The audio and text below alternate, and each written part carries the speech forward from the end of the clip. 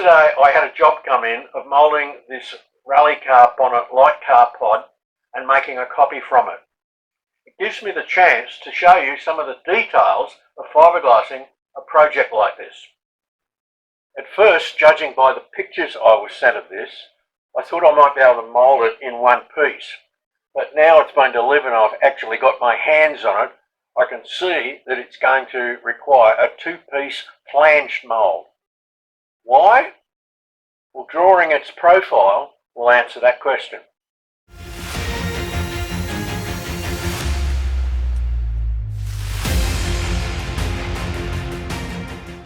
Fiberglass cloth saturated with resin behaves just like wet cloth. It would lie on the job here, maybe there, and would fall away there. Now, one of the things that you do when fiberglassing any job is to position it in the position that's best as far as holding the cloth goes. So I would tend to put that job at an angle like that, which the cloth would lie along there and lie along there. But this under edge here that matches the shape of the bonnet is the problem, and that's why it needs a two-piece flanged mould. There are a couple of places where a mould of this light pod could be split in two, but the best place is to put the join where the marks will be minimised and where they will be most easily removed after the job's made with sanding. In deciding where to put your dividing flange to mould this object, you also need to think about where will be the easiest place to put it and where will be the easiest place where you can remove what materials you use to make that temporary flange. And I've worked out that in this case, the easiest way is to create my flange here. Pen's not working. Create my flange there. And I'm going to use a temporary sheet of timber across the front of the light pod to do that. So I'll put a bit of timber here on the flat surface where the lights go. I'll mould this section here, which will include the flange there. Then I will remove that piece of timber, patch up the holes where it's been bolted on, turn the flange 90 degrees, and then mould the front, well, probably more than 90 degrees, round to about there, and I'll mould the front where the lights go and the lip underneath that goes onto the bonnet. That will give me a two-piece flange mould of this object. When I received this light pod, the holes had been cut out where the lights go. And when you've got an object like that to mould, like this, or say like the front of a car with a radiator opening cut out, maybe a factory part, you've got the choice of, do I mould it as it is with those openings, or do I need to blank them off? If you don't blank off the openings and leave them just as cutouts, when you lay up over them, over those openings, both to make your mould and when you're making copies in that mould, there's a very real possibility that the cloth will overhang underneath those edges and lock the job in. And so when you go to either take the mould off the buck, or when you go to take the copy out of the mould, it's very easy to have a mechanical lock-up problem. So I always prefer to blank off openings like this. The other reason in this particular case to blank these off is that the sizes of the lights that they use on these pods vary. And so having them blanked off like this means that they can cut the hole to the size that suits the light that's going to go in there. So I fitted these blanks last night, and I'll just smooth up those edges before I mould them.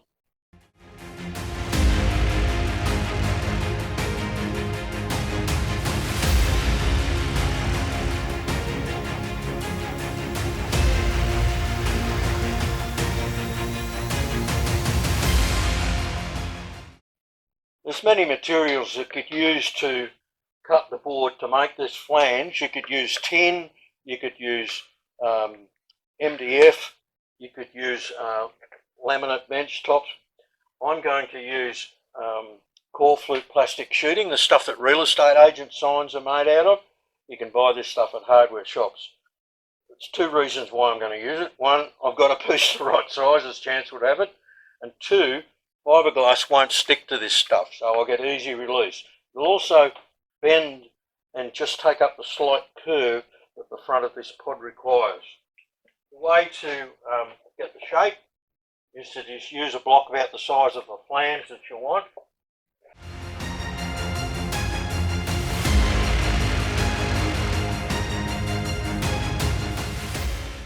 And the other advantage of core flute, of course, is it's just super easy to cut with a pair of scissors.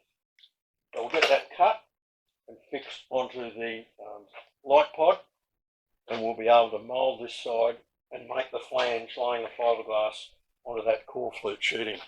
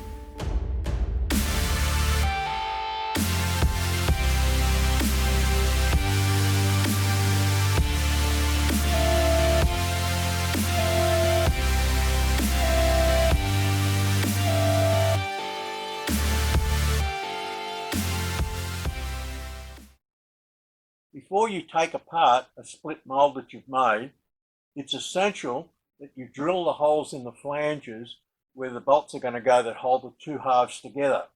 Because those bolt holes locate the two halves together precisely, and they eliminate the need to have locating dipples in your joining flanges. So make sure before you take it apart, you drill your holes.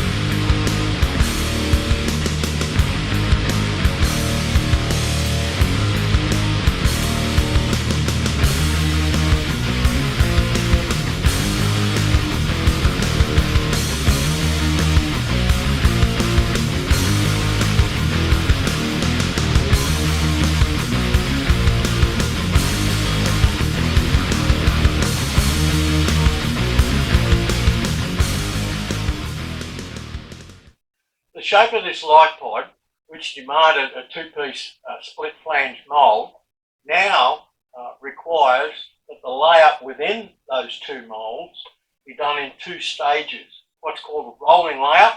I showed this to you in detail in my previous video when I was making a new front clip for my Civic, so I won't repeat that.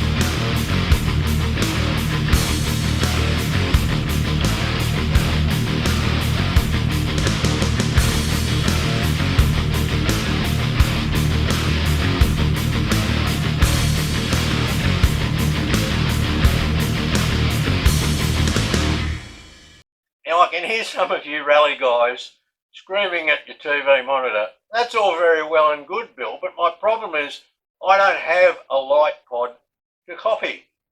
I can't find one for my car. You haven't told me how can I create that buck that I can then mould and make copies of. Well, I'll just run through it for you quickly.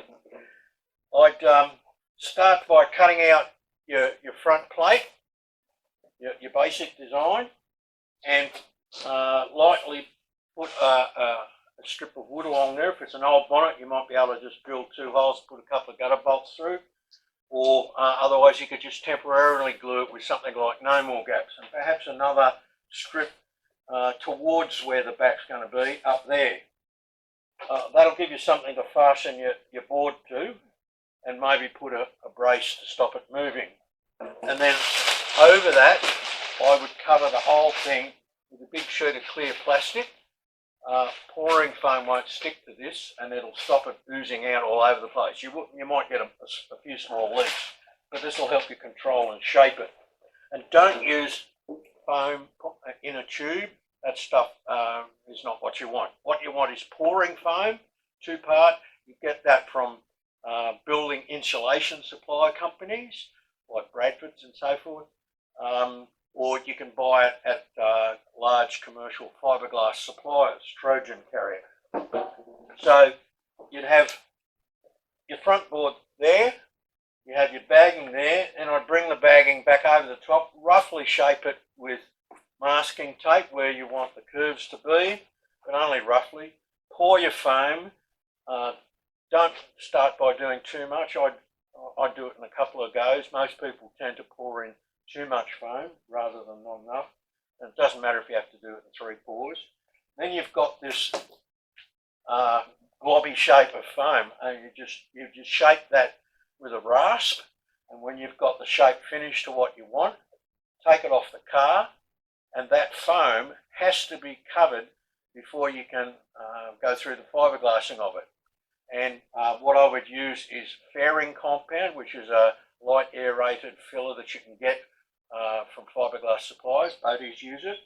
Or you could, if you don't want to be bothered with that, you could just use a car auto body filler. But you've got to coat that porous foam surface with foam, and then you've got to seal it with 2-pack polyurethane floor or table gloss, as I've shown you here, model 7008, what I use. And that will give you the buck that you can then make your mould off. If you wanted to add recesses to the front for your lights, probably the easiest way to do that is to get somebody to cut them out of MDF for you, say 20-30mm MDF, and then stick them on there.